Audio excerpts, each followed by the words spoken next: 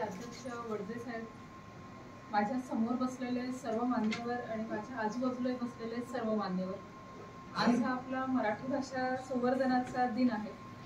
आपल्याकडे सर्वांनाच मराठी भाषा ही अगदी चांगल्या प्रकारे कळते। सर्व जे न्यायाधीश आहेत सर्व कोर्टांमध्ये त्यांना सुद्धा मराठी भाषा ही अगदी योग्य प्रकारे कळते। आमच्या कोर्टामध्ये येणाऱ्या पक्षकारांना की आपण मराठीत बोललो तर न्यायाधीशांना कळणार नाही किंवा ते कमीपणाचं लक्षण आहे असं काही म्हणजे वाटण्याचं काही कारण नाही आहे।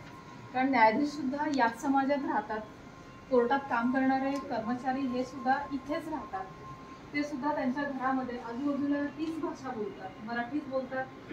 इंग्रजीचा वापर जो आहे तो सगळेच जण थोडाफार म्हणजे करतात। सगळ्यांचीच मुलं ही कोणी इंग्लिश मीडियममध्ये जात आहे, कोण आणखी हिंदी वापरत असेल, जे काही असेल, पण प्रत्येकाला मराठी भाषा ही अगदी चांगल्या प्रकारे कळते। महाराष्ट्रात राहणाऱ्या प्रत्येकाला म्हणून कोणालाही मराठी भाषा म्हणजे वापरण्याचा म्हणजे कमीपणा वाटण्याची काहीच म्हणजे आवश्यकता नाही। विशेष करून वकिलांनाही त्यांनी दिलेला कुठलाही अर्ज असू दे तो मराठीत दिला म्हणजे त्याचा अर्थ असा होत नाही की त्याला इंग्लिश येत नाही।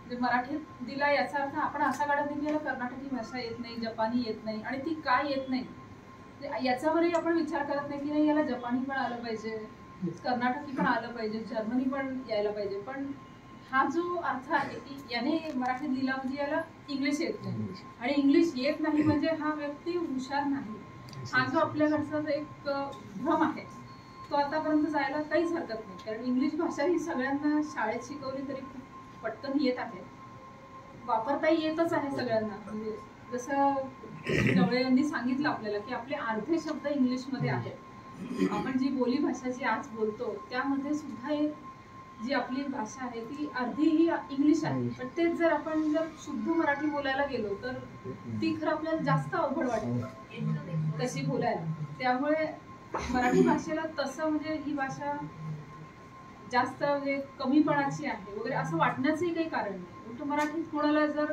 काही शुद्ध मराठीत बोलता आलं तर ते उलट जास्त कौतुकास्पद मानलं जातं, त्याला जास्त त्याचा अभ्यास आहे त्या विषयावर असंही समजलं जातं। आता असं आहे की इंग्लिश तर कोणालाही बोलता येईल, पण शुद्ध मराठी बोलता येणं हे खरोखरच आजकाल दुर्मिळ झालेलं आहे। त्याच्यासाठी जास्त चांगला अभ्यास एखाद्याचा असावा लागतो, आणि खरोखरच तशी म्हणजे वकिलांसाठी थोडेसे मुश्किलच आहे की जर तुम्हाला सांगितलं की तुम्ही अगदी पूर्ण मराठीतच लिहा, एखादा तुमचा अर्ज आहे, एखादा दावा आहे, तर ते सुद्धा त्यांच्यासाठी त्यांनाही कदाचित भरपूर अभ्यास करून घ्यावा लागेल।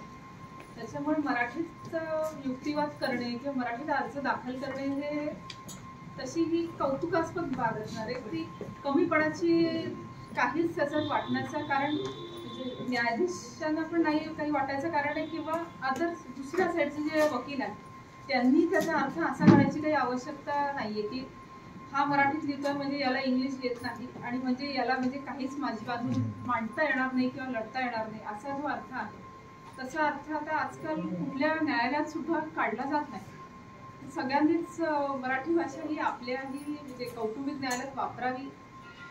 त्याच्यातनं तुमच्या ज्या भावना आहेत म्हणजे विशेष करून आपल्या न्यायालयात तर एकमेकांविषयीच्या ज्या अतिशय वैयक्तिक भावना असतात तर त्या भाषेतच खूप चांगल्या प्रकारे म्हणजे सांगितल्या जाऊ शकतात, त्या समोरच्याबद्दल पोचू शकतात। मग त्या कशाही भावना असू द्या, प्रेमाच्या असू द्या, तिरस्काराच्या असू द्या, पण त्या त्यांच्या शब्दात लिहिल्या तरच त्या पोचू शकतात। तोच तुमचा जो पुरावा आहे तो त्या शब्दांचाच पुरावा तयार होतो। तीच ती परिस्थिती जी आहे ती तुमच्या शब्दात जर आली तुमच्या भावनांची तरच ती जास्त चांगल्या प्रकारे मांडली जाऊ शकते आणि ती कळली पण जाऊ शकते। सगळ्यांनीच मराठी भाषा वापरावी असं मी सगळ्यांनाच निवेदन करते आणि माझे 2 शब्द संपवते।